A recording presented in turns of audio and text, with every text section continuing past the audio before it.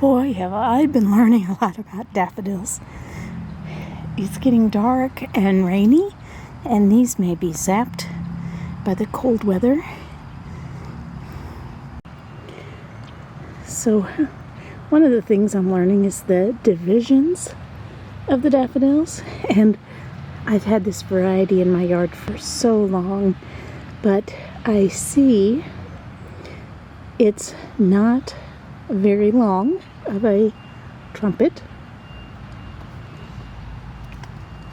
and it's much shorter in length than the petals, and the petals are very flat.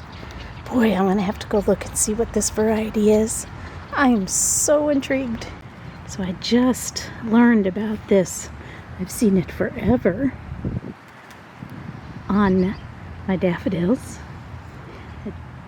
This paper-like area on the daffodil, and I've always been curious about it, but not enough to learn about it. And I think it's called brocked. Normally on the bottom of the flowers there's a base of like 3 or 4 things that make up this brocked, and sometimes they're mistaken for petals, but on a daffodil they look like this. Isn't that cool?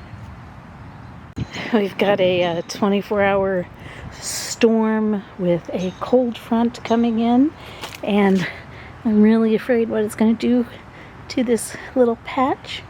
This was first bloom a couple days ago. I've got a bike up there. They sometimes do well and will bounce back, and other times they just flop over after they get into some freezing frost temps. You see this one's got a few buds that are open and a whole bunch that are not. And so apparently this, so you see this green area coming from the stem? Well, that's the brocked, or whatever it's called, that the bloom is getting ready to come out of. And after it comes out, it turns that papery light brown color, like a grocery sack, only real thin. I just moved these here. I thought they were bluebells, but it is a teat to teat. It's so adorable. When we have more blooming, I'll tell you about them. We're gonna spend some time with my daffodils this morning because it's supposed to get up to almost 80 degrees, and a storm come in this evening, and by in the morning we're going to be at 26 degrees. So all my daffodils, we'll see what happens to them in the morning. They're fairly resilient, but they will droop, and the ones that haven't budded out, like this one, might be okay, but this one, not so much. So I've done so much learning about daffodils. I said to my mom last week, I wonder what I'm going to learn about daffodils when I study them, because I think I know so much. Oh, there is so much to learn about daffodils. It's amazing. So their scientific name is Narcissus. I can never say that. I love daffodils. And their species name for this basic variety, which is what I think I have here, is pseudo Narcissus. So Narcissus is named after the myth of a boy with the name who fell in love with his own reflection and loved to admire his own beauty. I'm not so sure I like that. It also is a Greek word to make numb. So pseudo means seeming to be. So pseudo Narcissus means seeming to be a numb sensation. I'm not quite so sure about the meaning of these and why they would be named that. Now, daffodil is derived from asphodel, something like that, asphodel, which is a flower that I do not think looks similar. Now, jonquil is derived from the Latin or Spanish word junco, which is a type of reed similar to the leaves. Now, that one I can get.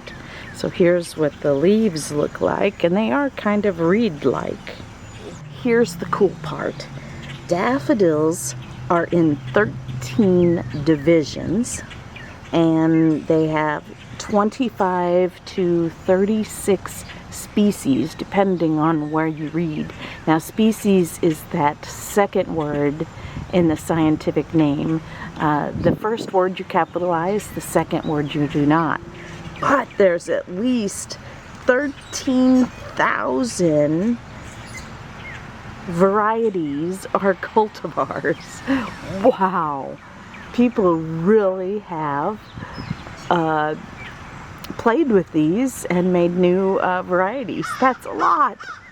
I got a crow up in my tree. If you want to know how I'm able to say all this stuff on my videos, I actually put it on my phone.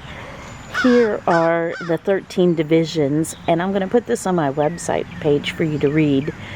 I'd rather focus on learning just these 13, and I really want to go buy some new daffodils for next spring. You plant them in the fall, and they bloom in the spring.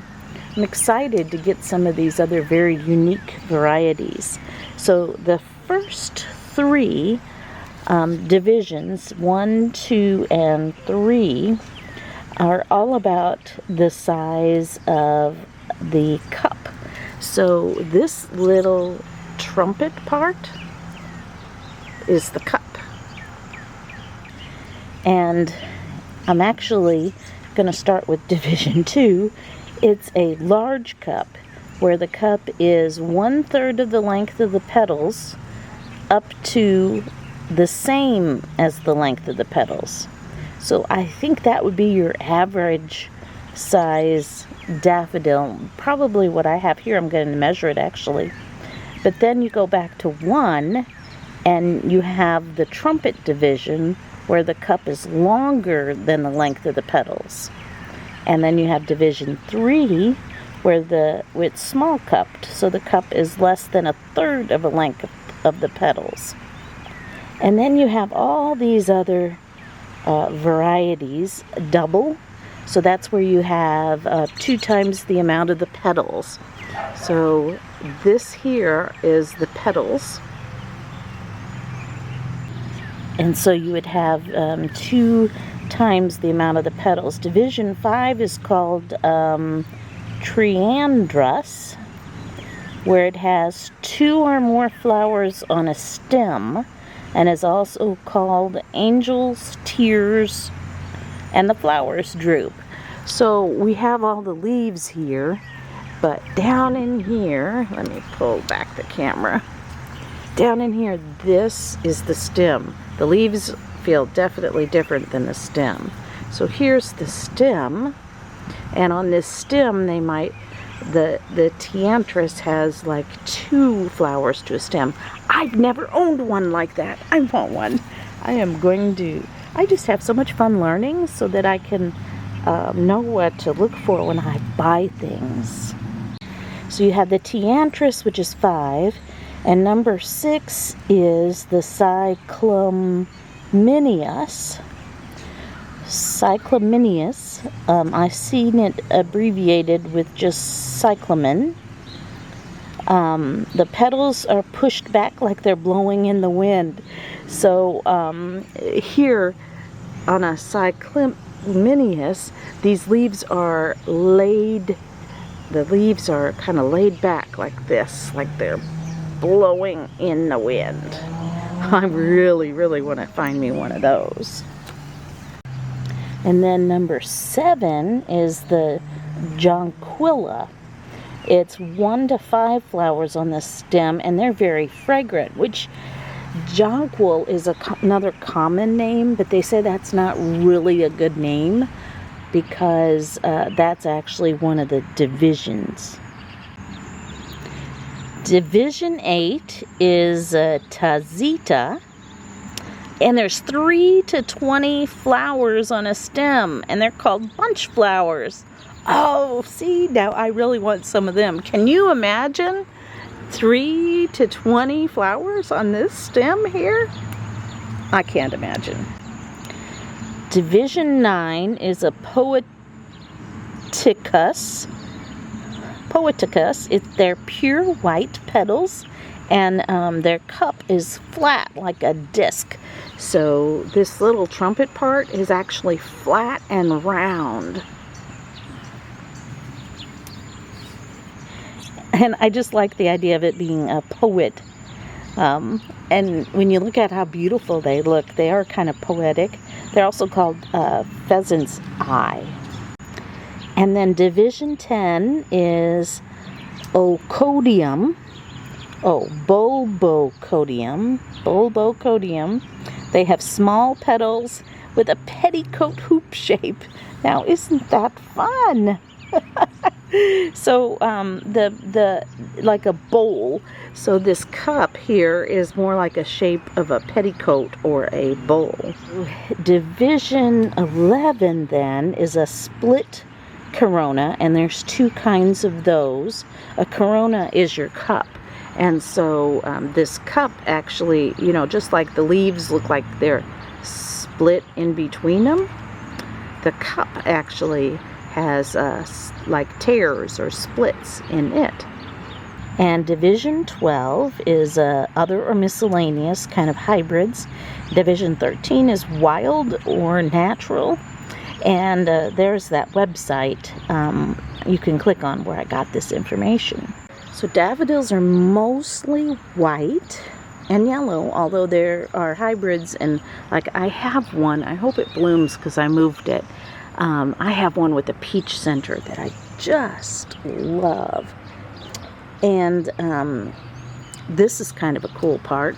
So daffodils, I don't think there's many flowers that do this, but they multiply both asexually and sexually. So that means asexually, without sex organs, or by bulb division. So under the ground is the bulb, and you can divide the, it'll grow and get more bulbs, and you can pick this up and just divide it and plant these somewhere else.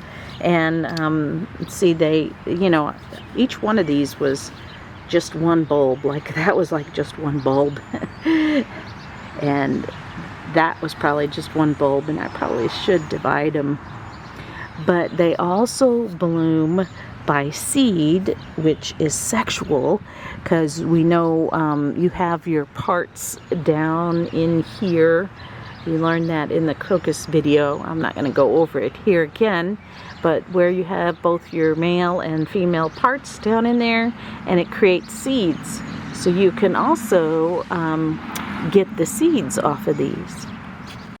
So what happens is then when it's done blooming, this will, I usually take this stem when it's done blooming and cut that off, and then I usually will gather these leaves up and fold them over a little bit and put a rubber band on them. Otherwise, I have no room in my bed to plant anything else when these just flop and spread, die back. So I have decided I don't like daffodils in my flower beds. That's too much work because I have thousands of them. I'm trying to get less than thousands of them.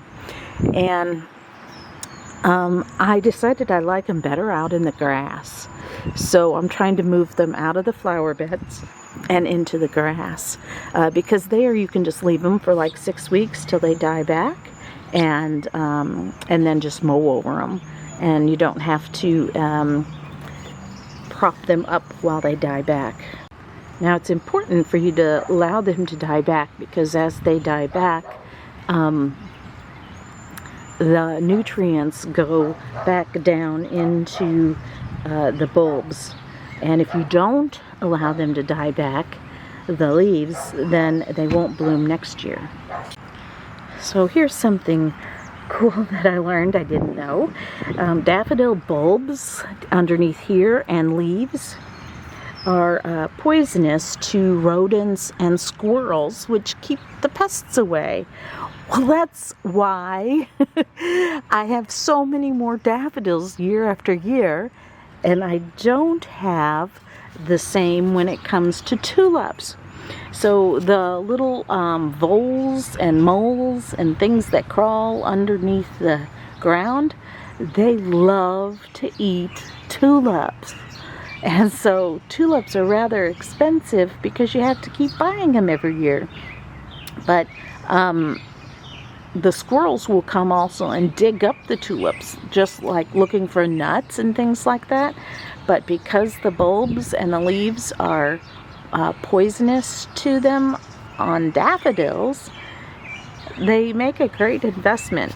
And I love tulips, but I'm going to start buying more daffodils. So our next section is all about the parts of the flower. So you can see the names there.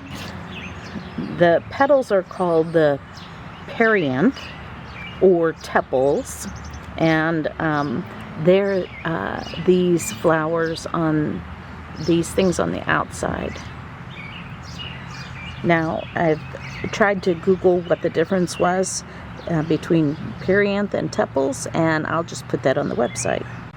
The cups are this part in the middle, and this one looks like a trumpet, and that's a classic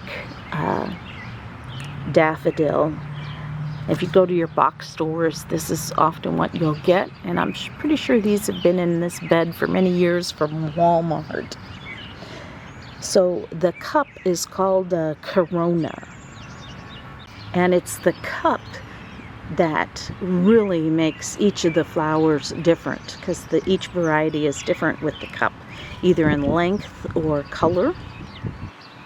And then you have your stamens, which is your stigma and anthers inside. These don't even seem to be opened up very much. And then that I was trying to share with you earlier, the bract. So here's the paper-like, like a lightweight, light brown paper-like thing on this plant. And you see this one, the bract, is more green, and on this one it's more brown. So and this one it's like totally brown and getting crisp. So they change kind of as they get ready to bloom, and that's one way. So you can tell. Oh, look, this one's almost getting ready to bloom. When they're getting closer to blooming.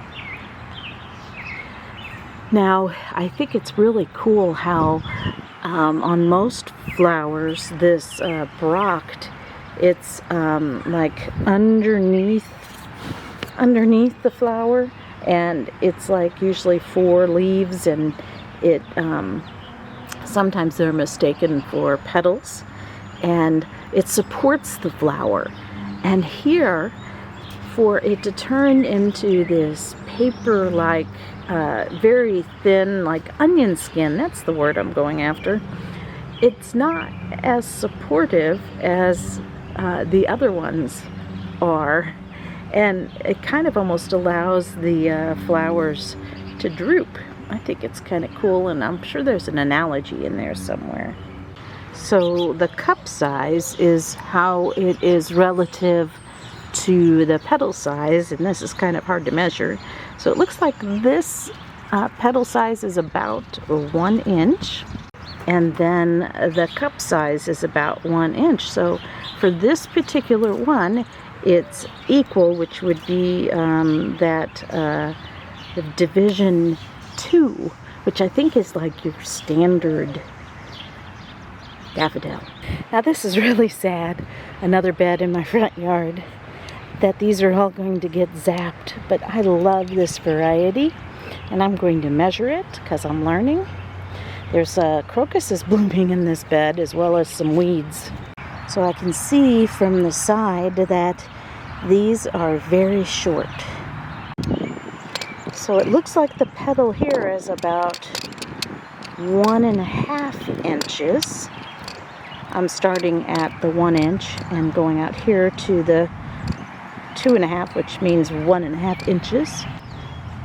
So the cup is going to be less than 1 inch. Let me do this again.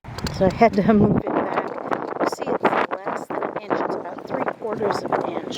So I think that is considered, it's going to be considered either a small cup or it's going to be the one with the round flat disc. So I'm going to take a picture of it. I think when I bought it years ago it said something about ice on it. I'm going to see if I can identify it through an image search on the internet. I looked it up and the name of ice was correct. It's Ice Follies. It's kind of like the Ice Follies from the 1930s, or ice capades. So these getting ready to endure a hard freeze tonight kind of is fitting. When I saw how short the cups were, I thought for sure it was a short cup variety, but they're large cup variety, division 2, and I did the math, and sure enough, that's right. So I measured 1 1/3 for the petal and 3/4 for the cup. But to calculate it, oh, I don't like math.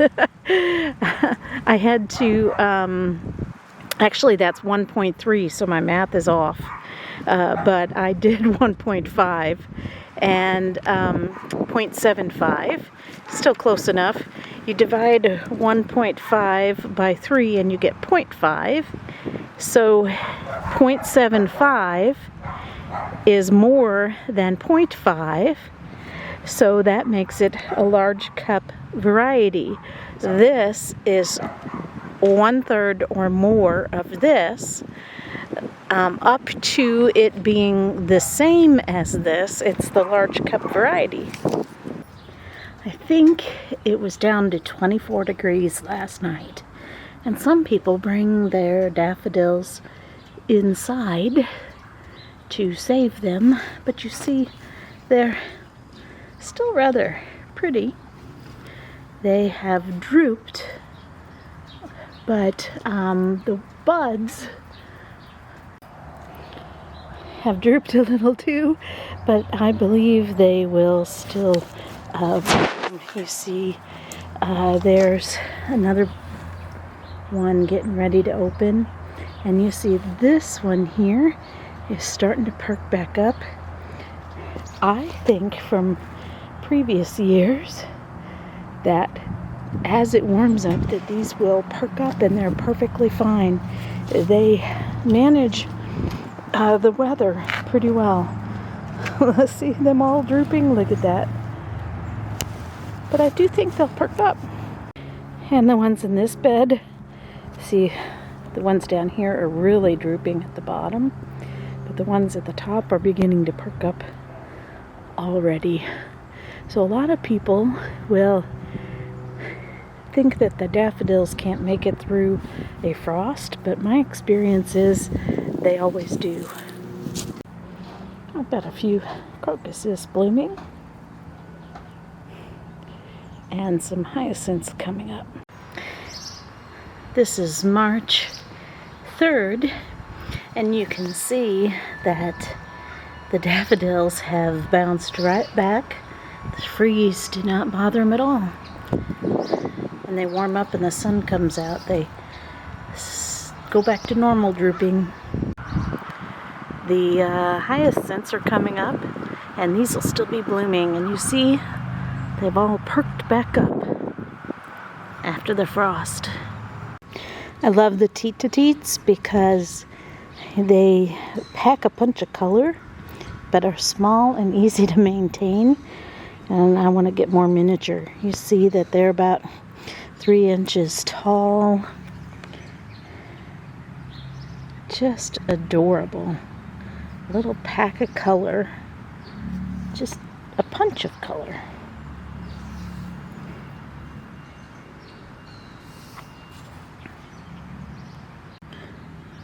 Okay, the petal is about a 1/2 inch, and the cup is actually a little over 1/2 inch, but I'm going to call it a 1/2 inch.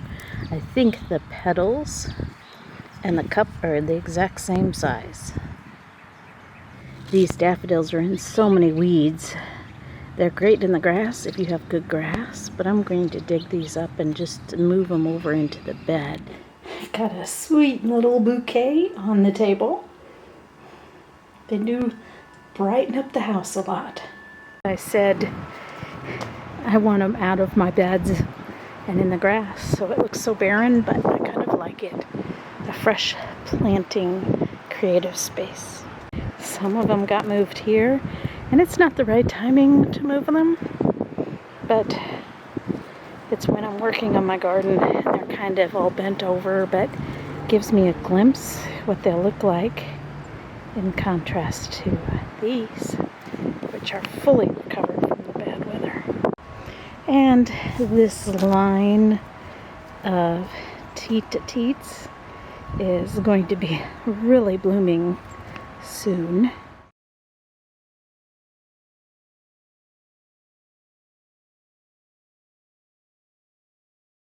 I actually moved the teet-to-teets out of the grass yesterday, and they're still doing well, even though I moved them right in the middle of the blooming. I've decided the teet-to-teets are better in beds, and the big daffodils in the grass. Totally redoing my beds. Flags are perfect for labeling, but a few teet-to-teets inadvertently got moved here, but I like them there. And the other bright yellow got moved here in the end, and another one there where it's on the ground. I decided we're going to leave the daffodils there because they could be just leaned over on that brick wall as they're dying back, and that'll be really easy to deal with. They were all in a line on the back of both of these beds, but they're all dug out for a second time. Hopefully they won't come back.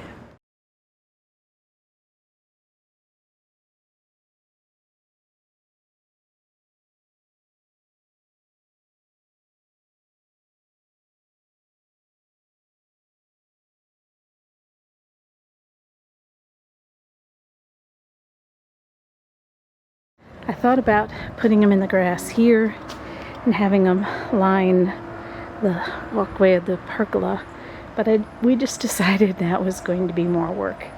And so we have them on the back end there, which is perfect. And we have a little stand here, which I'll have to rubber band up. But these went through the weather just perfect as well.